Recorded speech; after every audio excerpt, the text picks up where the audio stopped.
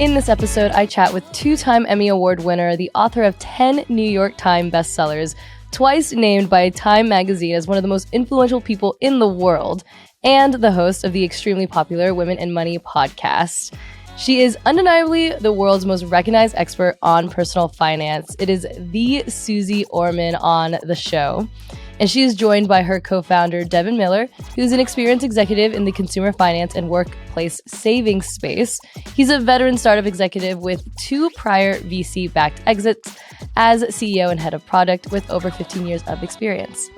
In this episode, me, Suze, and Devin get very real about their story as co-founders of a fintech company, why Suze chose SecureSave over other fintech companies to be a part of, and Suze drops some of her biggest gems and pieces of advice for women building their own companies in the fintech space. I hope you enjoy the conversation with me, Suze, and Devin. Suze Orman, Devin Miller, thank you so much for joining me on Humans of Fintech. It is such an honor to have you. Thank you, Nicole. What do you want to know, girlfriend?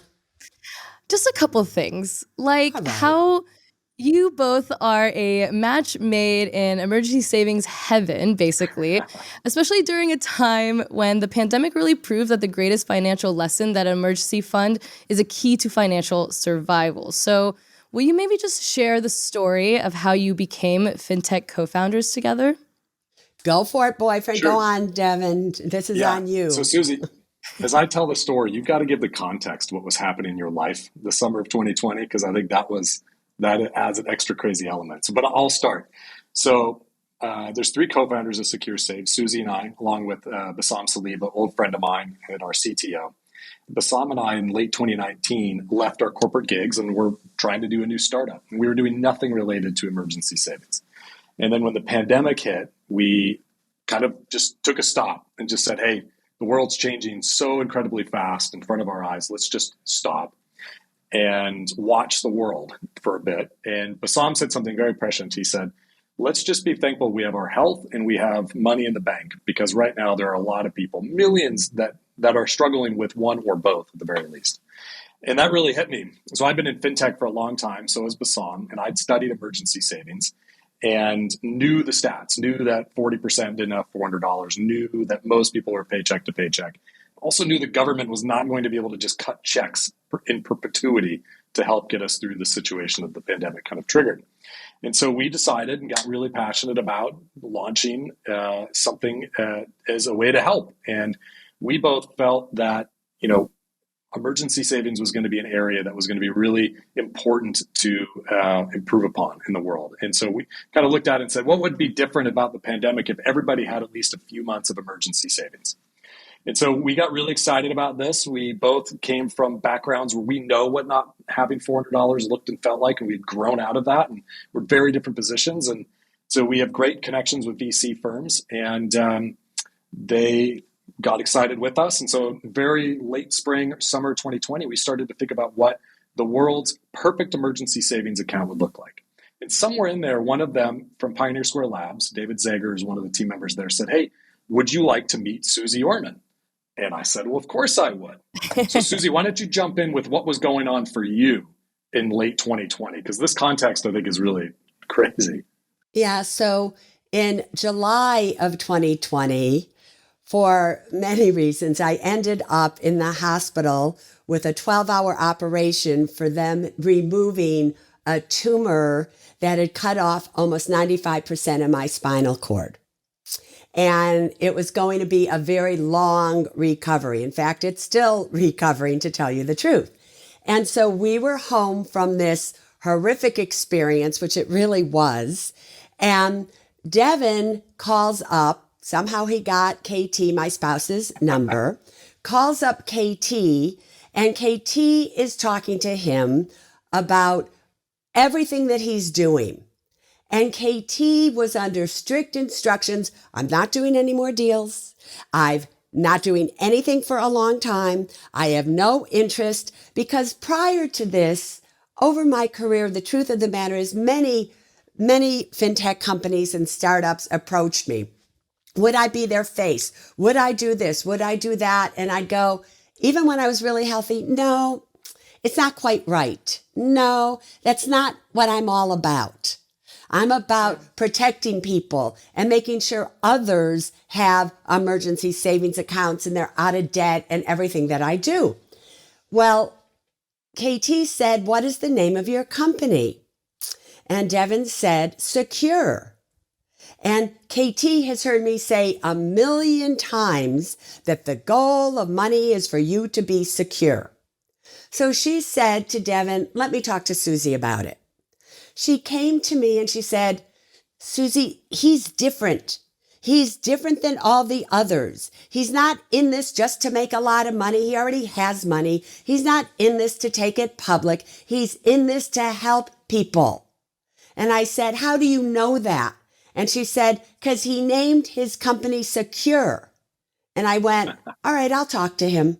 So against all odds, and me really not wanting to do this or anything, especially at that point of time, I talked to Devin and Bassam, and I realized at that moment in time that not only did the world need this, but here were two people on the same wavelength as me, and they were honest, integrous, and had one mission and one mission only, and that was everybody in the United States have at least a $400 emergency savings account, which may not sound a lot to many of you, but to the majority of people in the United States right now, they wish they could have at least a $400 savings account, an emergency savings account.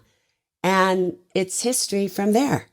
What'd you say, Devin? And so, Nicole, yeah, we had this, it was funny. She kept saying we called the company Secure. We didn't have a company. We had a project name.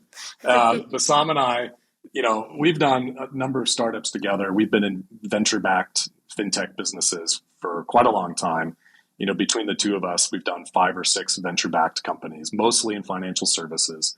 We've had good success and just really like working together and made a commitment to one another first. So like, we're going to go start a company and let's go figure out what that company is. And, we just got really passionate around this topic of emergency savings really quick and got really focused on the concept. And somewhere in like late April, I didn't work at Amazon, but I love the Amazon PR FAQ method. If you know what that is, you write a press release ahead of time with an FAQ attached to it when you're like just starting to think about what a business is. And what I like about it is it's very customer centric. So it forces you to think in the customer, like, what is this thing? And the nickname we picked out of the gate was Secure for all the reasons that Suze talked about. And again, for me, it was, I think, just a reflection of 15 years in financial services, years of talking to people about their money and things like that, but also just a reflection of what was going on in the world. In the spring of 2021, no one felt secure about their health, about the world, about their money. And we were really trying to come up with something that would help bring that security to people. And so when we had this very first call with Suze after, a couple, some back and forth with KT and trying to even, and to be fair, like what was going on with Suze was public. I think it was in People magazine, your health struggles, but Bassam and I were just heads down trying to think about what this project would look like and doing the research and talking to customers. And so we had this first call with Suze. It was this kind of a magical call and really came in 3 parts. We were on the phone for like an hour and a half. And I was just sitting in an Airbnb. My wife and we've been like everyone else, stuck at home for months. So it was our first time we'd gotten out of the house. We went to an Airbnb and they were all out of the house. And so I'm sitting there on the phone talking to Suze and KT. And so Suze gets on the phone and her very first question to me was, how did you get to me? And I laughed. I'm like, I don't really know. It was through this person and this. And she's like, okay, whatever. And she said, do you know why I took this call? And I laughed out loud. And I said, honestly, I have no idea why you took this call. And she said, as she said a second ago, I took it because you were smart enough to name your company Secure, because that's the goal of it. Wow. She's like, I'm listening. And so I spent half an hour not telling her about the business opportunity. I told her about what Bassam and I were trying to accomplish, what impact we wanted to have on the world, what the mission of Secure was going to be about, our vision for the product. And she just listened. And we spent half an hour asking me questions about me. She found out I have 6 kids. She's like, oh my goodness, if you don't have a will and trust, I'm hanging up on you right now. And, and I was like, I do. So you better have life insurance. Like, I got good life insurance. And And then we talked about the product, and she asked like great questions about that. And then half an hour, it was just her excitement and enthusiasm just came through the phone. And I got off, and later my wife came over. She's like, how did it go? And I was like, honestly, I have no idea, but she seemed really excited. It was a fun call. And then, we had a couple more, and then like, I'm all in. And it's interesting. We had another call later on where Bassam and I gave her a demo. And this is the point I realized that Suze was going to be an incredible partner for us. We gave her a demo, which was really just HTML pages of like a fake product and what we're trying to do. And she just tore it apart, but had amazing insight. And as I tell people, no one has talked to more people about their money than Suze over the last 40 years. So she has this incredible, just, even though she's not a product developer in the sense that Bassam and I are, she's not coding, she's not, designing product roadmaps and thinking about that. She has this incredible insight. And so it really just like took off super fast. And we realized that it was going to be this really great collaboration between the three of us. And it's been just magic, honestly, ever since. That's the story, girlfriend. Yeah, that is such a cool story. And I will give kudos to you, Devin, for one, getting Suze Orman excited about FinTech and getting her excited about what you're building. And because we have a lot of things in common. One, I cover the FinTech space, and over the years, I've just noticed that FinTech tends to be very, very focused on access and shiny and sparkles. And imagine if instead of being like the impulse purchase of the finance space where we get people just excited about gamification and apps to like just invest, what if we brought that kind of excitement and ooh and on sparkle to emergency savings, to automating that, to to make that exciting too. And I think that there's a lot of behavioral elements to that we haven't necessarily tapped into yet.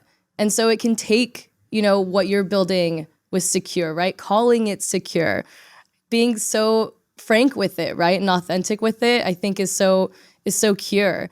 I mean, for you, Suze, you are an icon in finance. And, to Devin's point, I think that you don't necessarily have to like build a FinTech company to know and tell the story of why this is so important, So from your seat, why was this project different and important for you to work on today, given all of the things you've done over your career? Yeah, I'll give you a very quick example. The very first FinTech company I spoke to was Mint.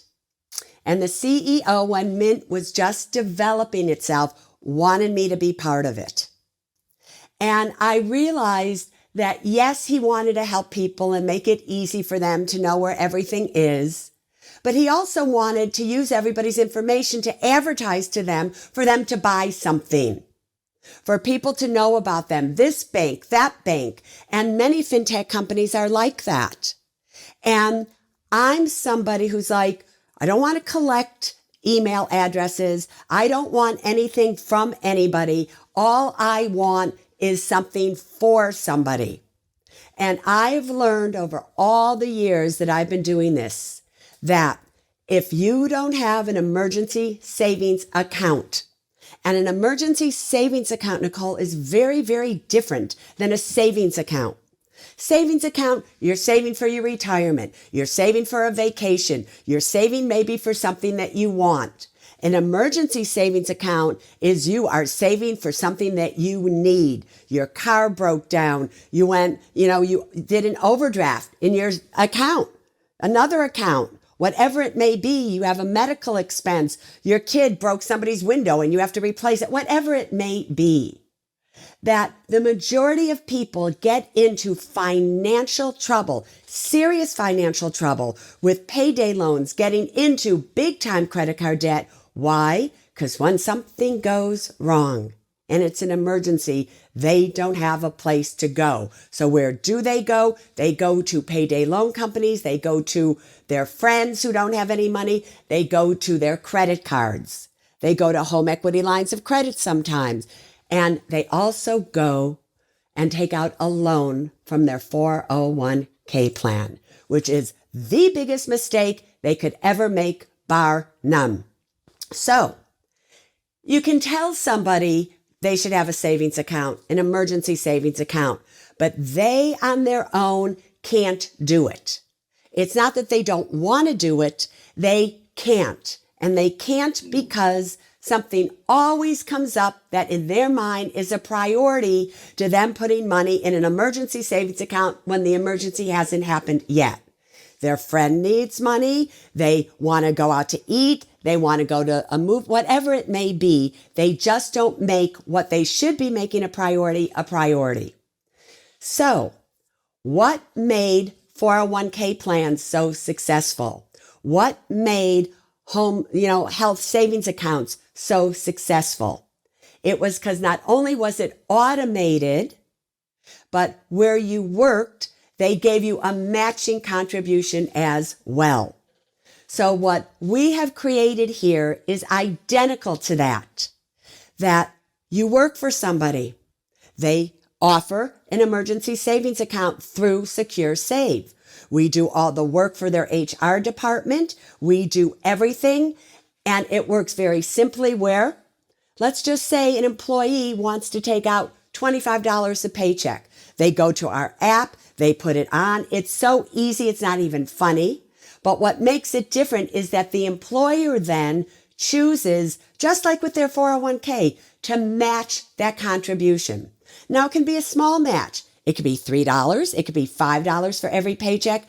But to the employee, that's a 12 to 20% return on their money. Money that they can access at any time. Money that if they leave where they're working, they can take with them. Money that's accessible to them by simply going back to the app and a button is pushed and bam. So we automated it once the employee signs up. Our job was to first be able to talk to employers and get them to understand how this account not only will encourage people to contribute to a 401k plan if they've never done so before, because they're not afraid now because they have a place to get access to their money.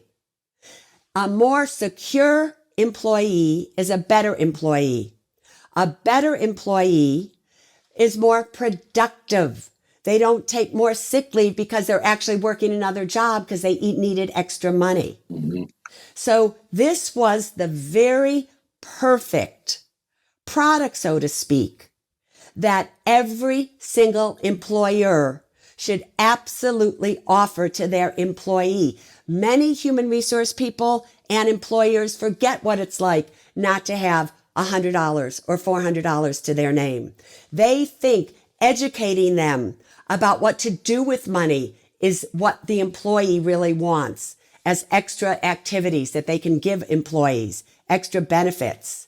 I can tell you without a shadow of a doubt, this one benefit is the benefit that not only employees want, but they need more so than any other benefit that their employer is offering them. Yeah, and Nicole, just as an example of that, we get an almost 60% adoption, 60%, which is unheard of in benefits. Here in New York, I had a meeting this morning with a benefit provider, and they're like, look, if we get 20% of a benefit, we're excited for our customers. 60 is really just a reflection of how popular this concept is with employees. And what's crazy about it is it's very sticky. Usually benefits that even have a 20% adoption fall off a cliff after a while, especially ones with incentive, like, hey, come by and I'll give you $100 if you do a health test or something like that. That's just a one-time thing, and it's not a sticky behavioral change where we drive real sticky behavioral changes. And so when it comes to like the benefits a company can provide, we are in emergency savings, and how we do it is such a unique outcome. And that's really what blows away companies when we talk to them.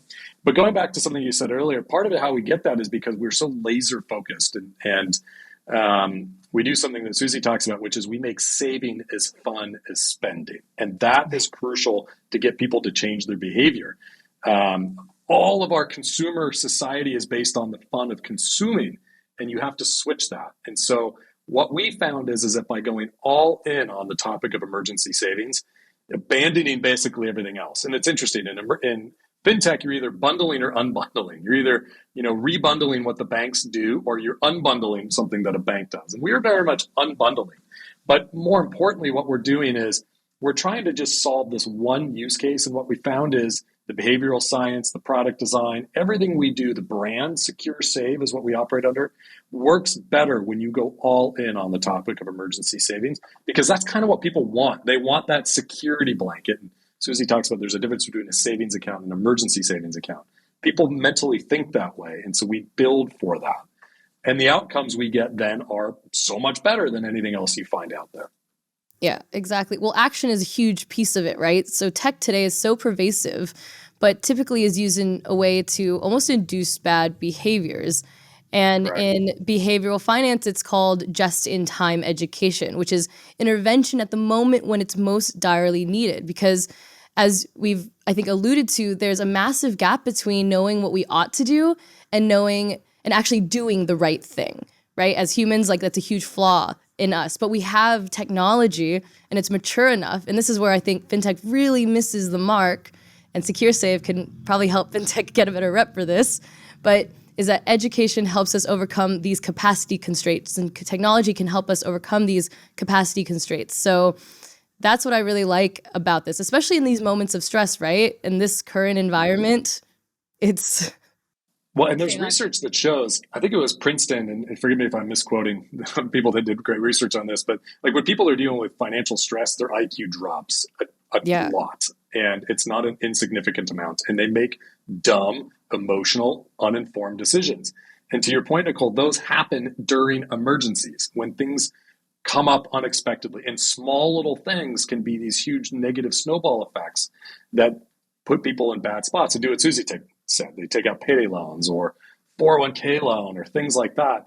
And so part of what we're trying to do, and our mission statement as a company, is to help people feel and be financially secure.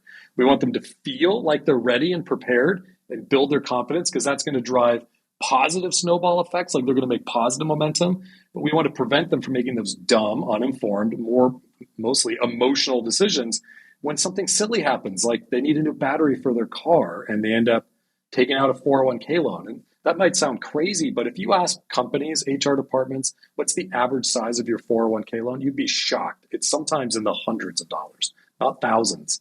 People, little things knock them off. Like our average withdrawal that we see is both very small, like under $150, maybe $200, but it's also usually very specific, like $148. And so it's something very specific happened in their life that they needed the money for. And you're right, you got to get in front of them to prevent them from making these bad decisions. But honestly, most other financial products are trying to do the opposite. They're trying to leverage your emotional state, your uninformed position, and kind of take advantage of it. And it's really hard to try and do the opposite, but that's what we're trying to do.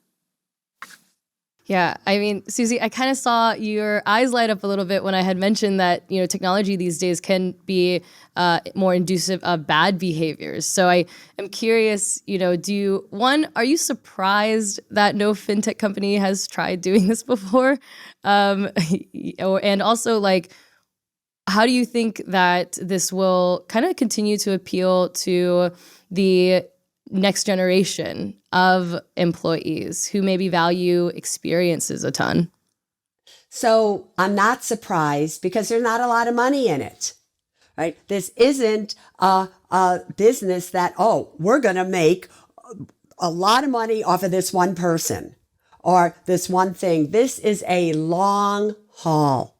This is really for others. Like I said, the goal of this was for every single person in the United States to have at least a $400 emergency savings account. You ask the other companies what their goals are, and they'll immediately tell you, we want to go public, we want to do this, we want to do that. All I ever hear is how much it will make for them. All right. And I'll never forget one year, a few years ago, I was the keynote at Money 2020. And I was looking through where a lot of fintech companies were at that time. And I was looking through everything. And it was all about sales. It was all about how you can make money off of people. And I got up on that stage and I let them have it because there was nothing in that magazine or anything about how do you make money for people. And I get that it's easy that you do this and it's audit, you can check your stocks and you can do this and you can pay your bill, whatever, all of them out there. We can do robo investing for you. We can buy this for you. We can do that for you. But nobody really was dealing with what else is there? There's so much more to finance, Nicole, than just doing things like that. Should you have a will? Should you have a trust? What kind of student loan? What kind of retirement account? Should it be a Roth? Should it be a traditional? What should you be doing? How do you save for your kids' college education? Should you have whole life insurance or term insurance? All these things that make up a true financial picture. But out of all of those things, the most important is, what is the foundation that you are standing on? You can't be standing on a trading platform and this and that. You have to stand on a foundation of, if anything happens to you, if an emergency comes your way, you have a savings account that will let you stay solid versus everything crashes in. So, I'm not sure exactly, however, what you meant by the younger ones or the new ones coming up with their experience. What did you exactly mean by that? I guess thinking about like the younger generations, I think focus a ton on having experiences, but I think that they need maybe a connection to, you have to have like the emergency savings and that secureness to be able to fully live those life experiences that they want to have. So I guess I'm curious around, like, is there any educational content or, kind of the content that you do with your podcast that maybe makes sense to connect those things together? Because like I said, I think humans just want to have their experiences right away, but they don't necessarily realize that they need. I think it's less about an experience with us. I mean, we get like 50 to 60% of our users check their account every month. I think they're wanting a feeling. I think when you talk about younger generation wants experiences, they want to feel a certain way. And I think also people will pay for, like, they want to feel that sense of security. And so our product really, it's less about content and it's more about very subtle little things that we do, as an example, to help elicit that feeling of security, both when you don't need the money and when you do need the money. And little things like the name SecureSave, down to, we have not a balance in our app. It's your emergency savings, or there's not a transfer withdrawal. It's get emergency money. So everything that we do is to try and elicit that feeling, and it really works, and people respond to it. But the other thing in terms of the education, like, we have one company that just deployed this a week or so ago. And within 1 week, they had 100% participation. Not 60, but 100% participation. So what I across said like to 500 people too. It's not a small company. So what I said to Kelly, the CEO, I said, guess what? I'm willing now to do a total educational seminar on Zoom live for all of your people about what they need to know, where they get to ask me questions about what they want to know, about their 401k, about their HSA, about what concerns them. So we're going to do that, and we're going to do that shortly.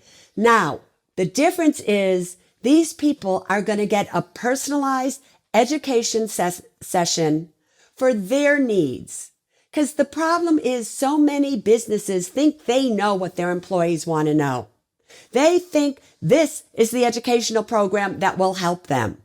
And that may not be the problem that those employees are having on any level, which is why they don't use it. So depending on the situation, obviously I will come in and personally educate those companies where it makes sense to do so. My personal dream, Devin's about to hear this for the first time, is that once a year maybe, we have an entire Zoom or some magnificent, webinar with hundreds of thousands, maybe 1 million people, where we do a live webinar as to what's happening in the economy today. What should you be doing today? Like, it's personalized for these people. And I would love for that to happen.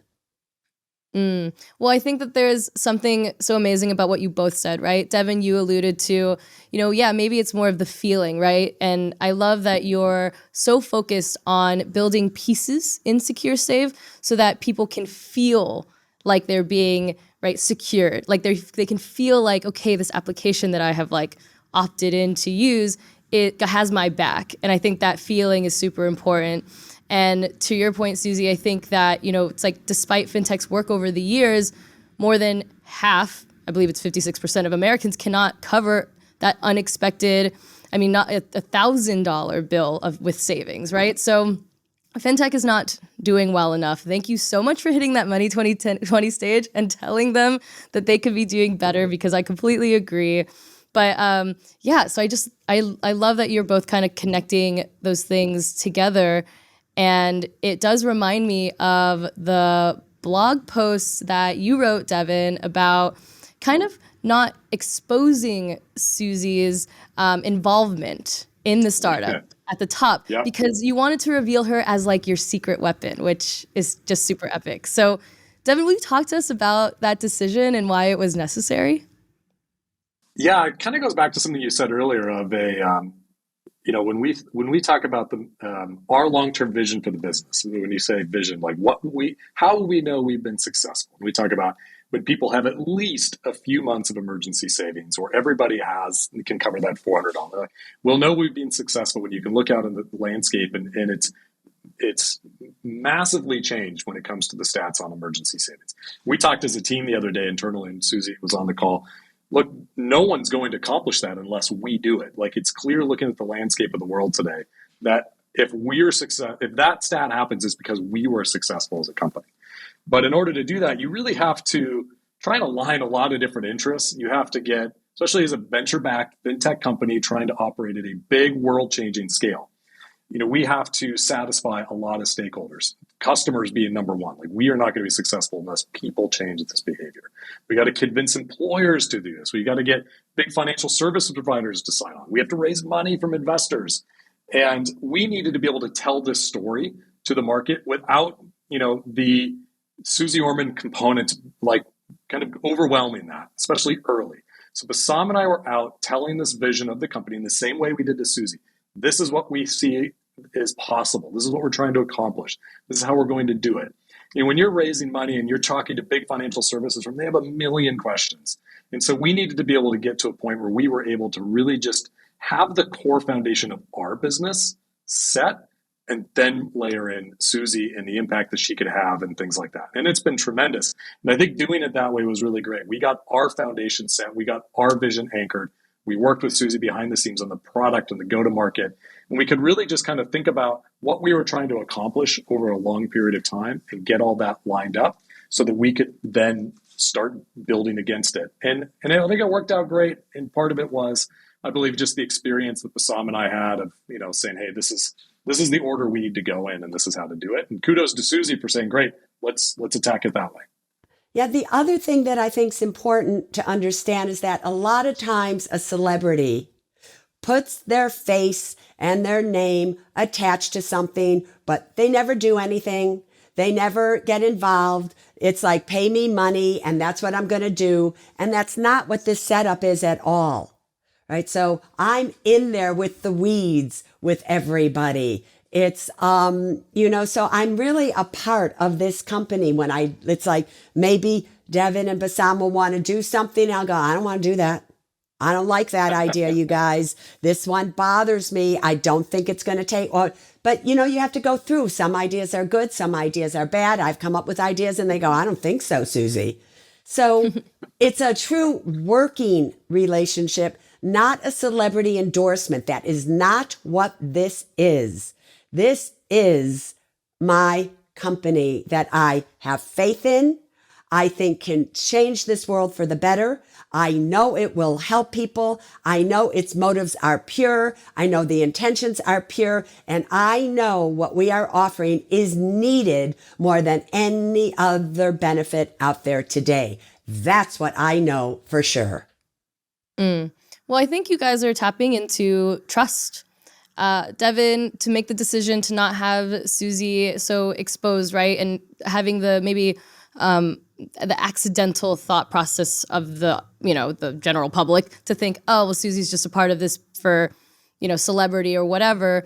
When in reality, you could have done that and it probably could have got you faster money, faster this, faster exposure, faster users or whatever. So I think it's telling, Devin, that you guys made this decision to hold off. And then on your end, Suze, I think that it's the same thing, right? You have an entire lifetime, an entire career establishing trust with people. And for you to say, you know what, I'm not just going to sit here and endorse this deal, but this is this is a company I am a part of. That just combination just feels, like we said at the top, match made in emergency savings heaven. It seems like it meshes so perfectly together. Do you have a favorite learning lesson from each other yet as co-founders? You go first, Suze. I want to hear what I've taught you. Or I'll go. I'm thinking about it. I could go. That's kind of a funny thing. My wife teases me that I have the best media coach that you could possibly imagine, essentially true. For free. I mean, I've never paid Suze directly for media coaching or anything like that. But, and little things and whether it's I'll do a podcast like this or I'm on stage presenting the company or whatever it is, not all the time, but there's been a number and Suze will break down hey, you did this and don't do that, or hey, don't say this or say it that way, or think about this or have that. And it's stuff that's pretty counterintuitive because I've done years of public speaking and, I was the student speaker at my high school graduation, for example, and, definitely done my fair share of stuff. But the feedback Suze has given me has been one of those, I would have never come to that conclusion on my own. And it's been pretty fun. I think I've definitely become a better leader, a better speaker, just a better storyteller, all these different things. And, that's just one small thing that I would point out that I didn't expect from this partnership. Aww, yeah, that is so me, cool. I haven't learned anything from Devin that way. What I've learned, though, is about business. I've learned how to trust Devin. I've learned how to listen to his opinions and trust that this is the way we should do something because I know he knows. So what I've learned about this experience is that there's some things that I know are better than what Devin knows, but there are many things that I know what Devin says is how it should be. So for one of the first times in my career, because you have to remember, I've never had anybody. For 20 some odd years or whatever, it was I was the boss. It was my show. What I said went. Don't question me on it. This is how it is. Done. Bam. With everybody that worked with me. And there were a lot of people. And that's not how I feel about Devin. So for the first time, I've learned how to be a partner in something versus the controller of it. And that was a big deal for me to learn.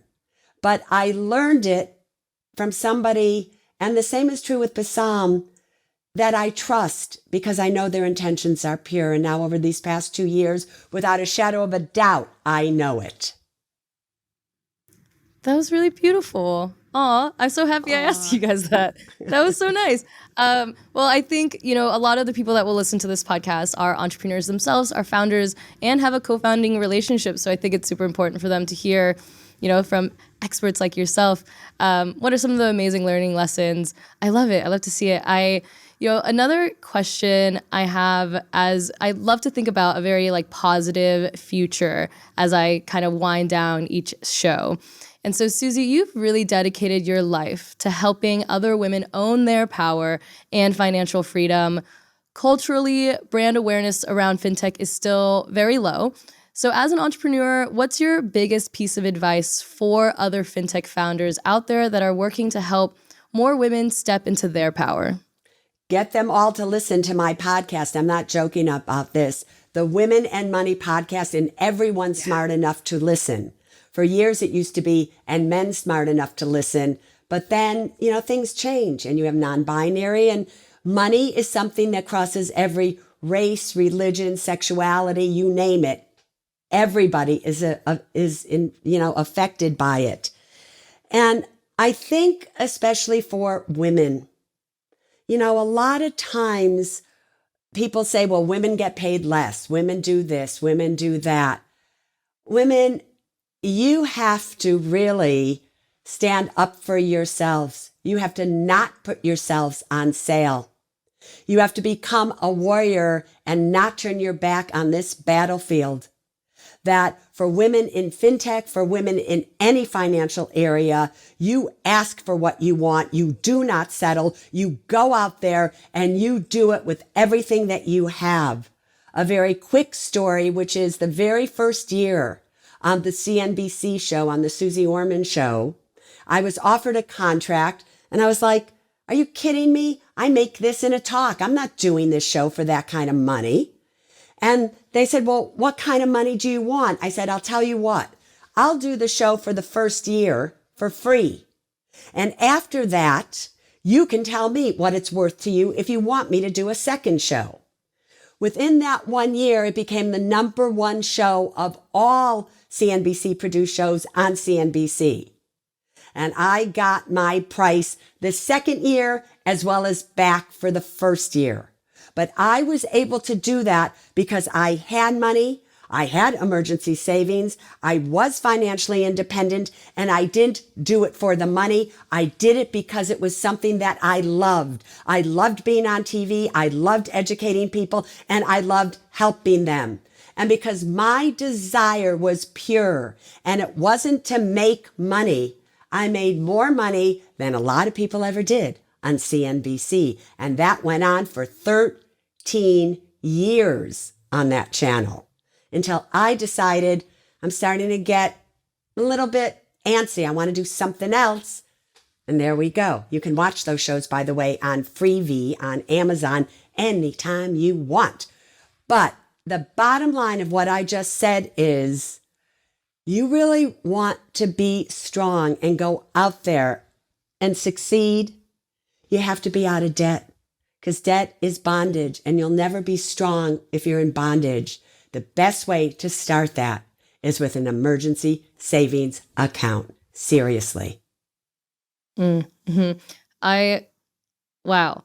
I was feeling very moved by all of that advice as you were saying it. And I think it really ties to SecureSave and what we talked about at the top. Early on, Suze, you mentioned in the show how an employee with their emergency savings right? And maybe a debt-free employee or one that has their emergency savings intact is a better employee, right? It's someone that, and they work harder, they're less stressed, they're less exhausted because they're not mentally battling the issue, right? Of, oh my gosh, if something happens to me, will I be able to afford that? And will it ruin my life if one little accident in my life happens, which, can happen anytime.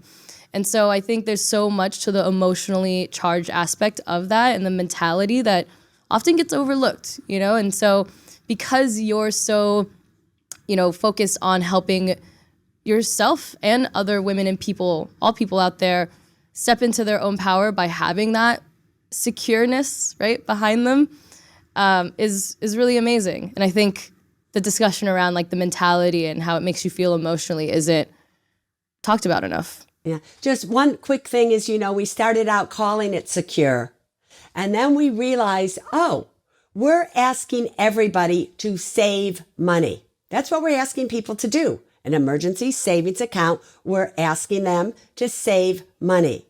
So then we started to call ourselves SecureSave, because the only way you can ever be secure, financially speaking, is by saving. So that's why we're SecureSave.com.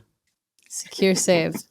I love it. So Devin, what is one piece of advice you would give our listeners who maybe feel like outsiders and haven't quite found their footing yet in fintech?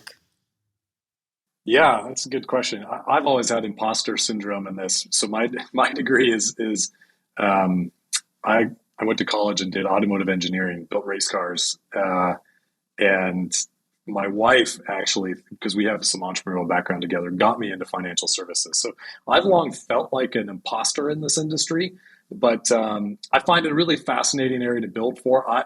Personally, I get motivated by being creative, building things, and helping people. So I try and simplify my life's work down very succinctly that way. And, financial services is a huge industry. There's a lot of ways to build things, be creative, and help people in it. But I guess my advice to people is that, don't be overwhelmed. Don't get overwhelmed or afraid of the complexity of financial services. It is very complex. Really just simplify and focus your efforts. Like pick the outcome that you're trying to create. What's the change that you want to see in the world? What's the thing that you want to be able to look back and say, this is the impact I had? And just stay super focused on that long game, because otherwise you get get bogged down in the complexity of financial services and the solutions and the industry and all the different players. Like it can seem very overwhelming, but I think I've been successful in my career just because I maybe am a bit of an outsider in this and look at it very differently, which I think is important to do. And as a startup, you can do. And think about the outcome you want to have, and then just stay super focused and keep hitting away at it. Because it takes a long time to build stuff in financial technology. These are not quick turn solutions. Usually the ones that look like, oh, if I could just get this out and live and in the market, like they're not going to work. You have to put in the work to create that outcome you want. So I would just do that. Stay focused on the outcome. Don't feel imposter syndrome. Don't lose sight of what you're trying to do, and keep it simple as you move forward. Love that, Devin. And, you have a really great long path mentality and lead with a ton of empathy to be creating what you are creating. So thank you so much for that and those pieces of advice. All right, my final question for you both, and I ask everyone of my guests this question. It's my favorite. You alluded to it, Devin. If we need to be the change that we want to see, what change do you want to see in fintech, and how will you embody it? I've been thinking about this, I guess, in this conversation. A lot of companies talk about being customer-centric and mission-focused. And I think in financial services, that is very hard. I've been in roles like that in companies, and in my career, you kind of find your spot in the world, and you're like, I don't know if this product is good for people. I don't know if they actually get what they're buying. I don't know if this is actually creating a positive change for people. And in financial services, in financial technology, whatever it may be, there's a lot of that. So I hope that people really live that concept of customer-centric mission purpose. But it's hard because you got to satisfy a lot of stakeholders. If you're trying to do that at scale, you have to find a way to make that work for all those different players. And I think that's something that we have figured out with SecureSave. We figured out how to create a positive outcome, be mission-focused and customer-centric on emergency savings, but to make all these other stakeholders see why that's a good thing for them. And so that's what I'd like to see more people do, is really, truly put in the hard work to figure that out. And don't take shortcuts, because usually shortcuts are going to lead to bad outcomes for somebody. And that's not good for us as a society at large. Really well said. All right, Suze, wrap it up for us. Close us out. Listen, it's most fintech companies gear things at people who have money, who either want to invest or they want to keep track of their bills and they want to be, and things like that, right? I would like to see companies like ours gear their mission to people who don't have any money. To all that they have is credit card debt. They don't have any emergency savings. They're living paycheck to paycheck. And how do we pick them up? So here's an offer to all of you out there that are listening to this right now. Devin can tell you, I've always had a dream. And one of my dreams is, let's automate Suze Orman. Let's make it so that every single person could go and ask a question, and through artificial intelligence and my brain and my information and my emotional aspect that I put into everything that I answer, because I never give somebody advice just based on what their finances are. I give them advice based on emotionally, where are they coming from? Because what's good for this person isn't necessarily good for that person. So there isn't just this formula of this is what you do with money. It's no, this is what you do with money or lack of money for you in your situation.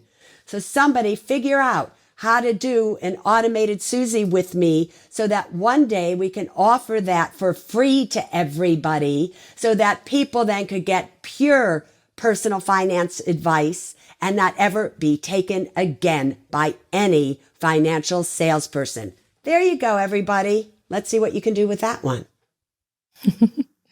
I love it. I love it. I would personally love to have my own Suze Orman in my ear to help me make financial decisions and let me know what makes sense and is good for me. And I think that really, though, in all seriousness, the personalization aspect of it for far too long in financial services and fintech, and this is a big gripe for me as well with the industry, it is so all about this one-size-fits-all approach, like, oh, well, we can just make one app, one algorithm, one thing, one little aspect that will all of a sudden change all these different people's lives. And it's like, no, everyone is so different, right? For some people, $400 is a big deal. For others, $200 is $100 or like $1,000. And so we can't just create a one-size-fits-all product offering and try to squish it into everyone's heads. It doesn't work, all right? So I love that you said it. I love that you said it that way. Thank you again so much, Suze Orman, Devin Miller. Thank you so much for joining me. The co-founders of SecureSave, doing such good work in fintech. Thank you again so much. Thanks, Nicole. Thank you so much for tuning into this episode. To hear our next story from another diverse leader, be sure to tune in next week. And if you haven't already, be sure to subscribe to our show and give it a 5-star rating, as it helps our message reach more people who want to find belonging too. Thanks for tuning in.